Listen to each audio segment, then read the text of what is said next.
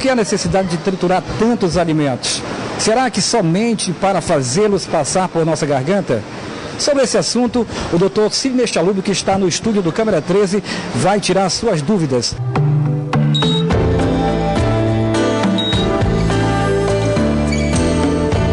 Dr. Sidney, quantas vezes a gente tem que mastigar aí os nossos alimentos? No mínimo 20 vezes. Você coloca na boca e você tem que contar 20 vezes, 20 mastigadas. Recomendação: pegue o garfo, coloque na boca o alimento, descansa o garfo no prato e mastigue 20 vezes com calma, evitando falar, comendo devagar. Uma pergunta que o Gerson fez: por que eu tenho que mastigar tantas vezes? Porque além de você estar triturando, você já está produzindo algumas enzimas que estão sendo preparadas no estômago, a saliva, ela tem uma série de enzimas. E essas enzimas, elas ajudam a digestão. Se você faz um trajeto muito rápido, além de você ter partículas maiores, você não sofre a ação dessas enzimas das glândulas salivares. E aí o alimento passa com uma maior dificuldade, ele vai passar com dificuldade maior no esôfago. O esôfago tem duas aberturas, chamada esfíncter superior e o esfíncter inferior. Esse esfíncter inferior, ele separa o conteúdo ácido, extremamente irritante do estômago, do esôfago. Então, se você tem alimentos muitas partículas maiores e engole muito rápido, você vai ter uma dificuldade desse vedamento e você vai ter mais refluxo, vai ter mais quadro de acidez e de pirose gástrica. Olha, doutor Sidney, daqui a pouco a gente vai mostrar uma imagem de como você não deve se alimentar, porque tem isso também, não é? A gente precisa se alimentar com cuidado, com as coisas que podem fazer bem para o nosso organismo, mas tem que ter alguns cuidados para não cometer excessos. Já a gente vai mostrar. Agora, doutor Sidney, quais são os problemas mais comuns para quem não tem esse funcionamento adequado? O senhor já vai responder, mas agora vamos às ruas, já conversar com os nossos amigos, tirar as dúvidas aqui nesta quarta-feira com o nosso Alô Doutor. Meu nome é Ismael. Doutor, eu gostaria de saber quantas vezes é necessário a pessoa mastigar antes de engolir o alimento?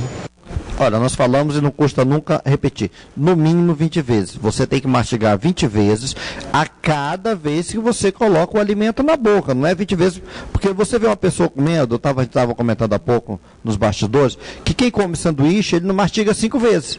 Então, tira grandes pedaços pequenos, e assim, você tem que usar toda a dentição. A parte da frente do dente, ela serve para cortar, como se fosse uma faca. As partes posteriores, elas trituram, ela amassam. Então você tem que utilizar toda a dentição. Então é fundamental que você vá ao dentista, que você tenha um dente perfeito, para que você faça uma digestão. E a outra, você sabia que a gente começa a digerir quando você olha para o alimento? Porque você já começa a produzir secreção das glândulas salivares. Eu estou salivando quando eu vejo um alimento. Isso já é uma preparação para que você tenha uma digestão adequada. Doutor Sidney, eu quero aqui questionar algo que por muitas vezes a gente recebe através do nosso WhatsApp. Pessoas, e a gente na semana passada falou aqui sobre a questão do fígado, que faz parte desse sistema digestivo, né, doutor Sidney, como uma glândula. Já aprendi muita coisa, né? Estou aprendendo muito aqui com o senhor. Mas assim, como médico, qual tipo de orientação o senhor pode nos passar para que nós tenhamos esse funcionamento adequado? O senhor falou da mastigação, mas certamente tem outras coisas que podemos fazer no dia a dia que vai ajudar nesse bom funcionamento. Tudo começa, já falamos da mastigação, uma outra coisa, comer em paz, devagar, sem estressar, porque a alimentação você tem que levar pelo menos 30 a 40 minutos a uma refeição importante como almoço e jantar. Não deitar após a refeição, porque isso é uma coisa que predispõe a refluxo. Então você tem que passar 40 minutos sentado, 40 minutos em um ambiente, em uma posição ortostática, uma posição que não deita, para evitar o refluxo. Diversificar o alimento é uma coisa fundamental, porque se você tem um alimento assim, aquele prato tem que ser colorido, tem que ter proteína, tem que ter carboidrato, tem que ter bastante vitamina, e principalmente, não pular a refeição, não passar muito tempo sempre entre uma refeição e outra. Então nós recomendamos sempre uma alimentação de 3 em 3 horas, manter sempre uma quantidade de alimento no estômago. Eu não posso comer porque eu estou no trabalho, então leva uma barrinha de cereal, leva uma maçã, leva uma fruta, então você vai ajudar bastante, que você vai sempre mantendo uma quantidade de acidez no estômago aceitável. Deixa eu dar uma olhada agora, quem está conosco neste momento, fazendo o Câmera 13 dessa quarta-feira aqui no nosso WhatsApp já. Pedro Nicolas, do Iranduba. Pedro, um beijo para você, obrigada aí pela sua companhia e pela sua participação. Doutor, é verdade que hemorroida e ameba aparecem pelo mau funcionamento do aparelho digestivo? Isso é verdade, doutor Sidney?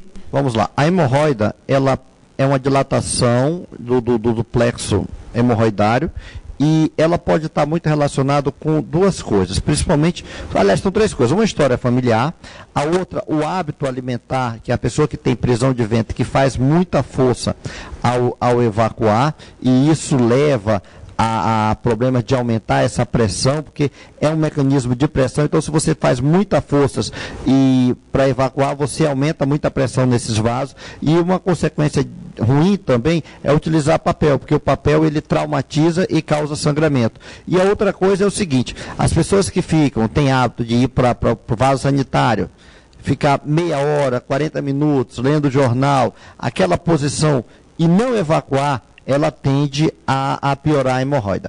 Já a ameba, não. A ameba é uma doença adquirida pelo alimentos contaminados, assim como giardia. Então ela está muito relacionada mesmo com as condições socioeconômicas, condição de higiene, contaminação oral. Então a ameba ela é causada por um protozoário, e a hemorroida é a consequência de dilatação desses plexos hemorroidários na região do ânus. Aí a gente tem uma imagem aqui na tela da Band, hemorroidas internas e hemorroidas externas. Nós temos 2 tipos de hemorroida. Né? A hemorroida externa é aquela que forma hemorroida de botão, que é uma hemorroida geralmente relacionada com trauma de fezes endurecidas, em que as pessoas fazem muita força e tem esse trauma na região, aqui é o ânus, e forma um botãozinho. Geralmente é muito doloroso, fica de coloração rosa, assusta muito, mas tende a regredir espontaneamente e deixa só uma pelezinha que a gente conhece como plicoma. A hemorroida interna já é uma coisa mais genética, já está mais relacionado com alguma alteração e algumas doenças até hepáticas, como a cirrose, pode desenvolver. Então, essas hemorroidas, elas têm uma tendência maior a sangramento. Então, a hemorroida interna, ela também está muito relacionada com, ao longo da vida, pessoas que têm prisão de ventre. Então, respondendo à pergunta do Pedro, pode ter uma relação muito direta com o hábito alimentar. Então, não só a história familiar, mas o hábito alimentar é uma coisa que pode predispor à formação de hemorroidas. E, doutor Sidney, e nesses casos aqui tem que ter cirurgia?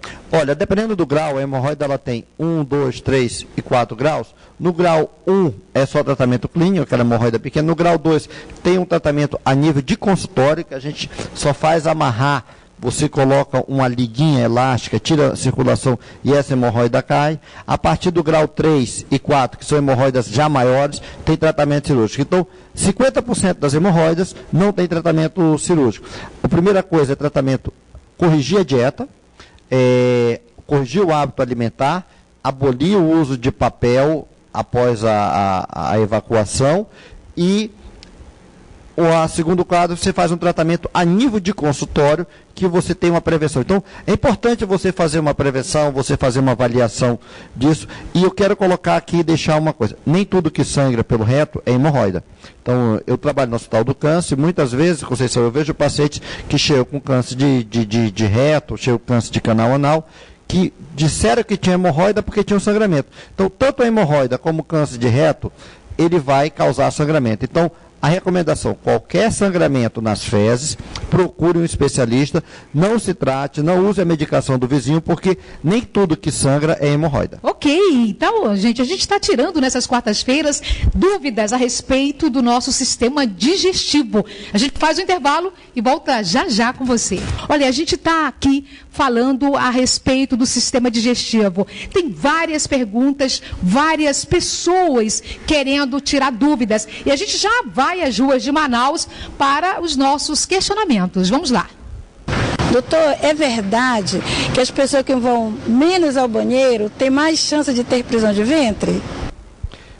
Na verdade, a prisão de ventre já é isso, a pessoa que vai de forma irregular ao banheiro. E a prisão de ventre, na grande maioria das vezes, está relacionada com o hábito alimentar. Então, as pessoas que não comem fibras, que tomam pouco a água e que não fazem atividade física, ela tem uma maior tendência a ter essa não ida ao banheiro, que é a chamada prisão de ventre. Então, essa prisão de ventre ela pode dar uma série de doenças. A mais comum que a gente falou foi a hemorroida, mas nós não podemos esquecer também do divertículo, que são pequenos saquinhos que formam no intestino de tanto fazer força para evacuar. Então, a recomendação é comer bastante folha, bastante verdura. Eu moro na Amazônia. Na Amazônia nós temos muitas frutas que tem muita fibra. Nós temos tucumã, a manga, o abacaxi. Então, tem sempre o hábito de trocar gordura ou talvez um docinho por uma fruta que tenha fibra, e isso vai ajudar bastante. Ok, vamos novamente à tela da Band falar aqui com os nossos queridos telespectadores e telespectadoras, muita gente participando do programa dessa semana e também questionando a respeito da retocolite. Doutor Sidney, o que é isso? Retocolite tem alguma coisa a ver aí com o sistema digestivo também? A retocolite, na verdade, ela é uma inflamação do intestino, é uma doença já mais crônica, uma doença autoimune, que ela é chamada retocolite ulcerativa. Ela é uma doença que geralmente atinge adulto jovem, que tem um quadro de diarreia e sangue, e ela dá essas imagens tão intensas, tão feias, como se fosse processo inflamatório, que às vezes a pessoa tem qualidade de vida ruim. O paciente com portador de retocolite, ele vai ao banheiro 20 vezes, 15 vezes ao dia e com sangramento, associado a quadro de desnutrição. O tratamento disso é feito através de drogas imunossupressoras, anti-inflamatórios, diretamente para o intestino, chamado mesalazina, e o tratamento ele é feito ao longo do tempo. E tem que ser sempre um controle normal. A gente tem aqui uma colonoscopia, esse é o exame do intestino grosso, uma colonoscopia normal e com um processo inflamatório.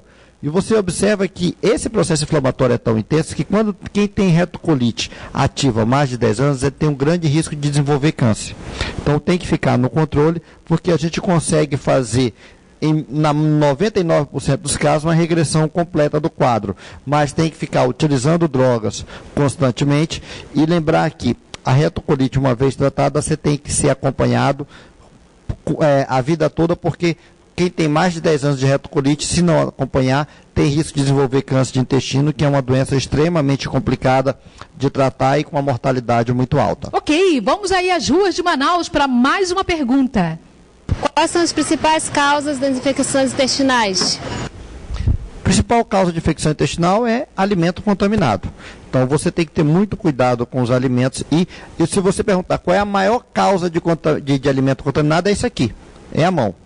Então, às vezes você não lava a mão adequadamente, às vezes a pessoa que faz a comida não lavou a mão adequada. Então, a gente tem que ter o hábito de higienizar antes, tem que habituar as pessoas da sua casa, isso é uma recomendação. Se você tem alguém que trabalha na sua casa que não mora com você, você tem que tratar esta pessoa, porque existem relatos, a infecção intestinal pode ser febre tifoide, pode ser cólera, pode causar por ameba, por giardia, e o grande contaminador é a mão.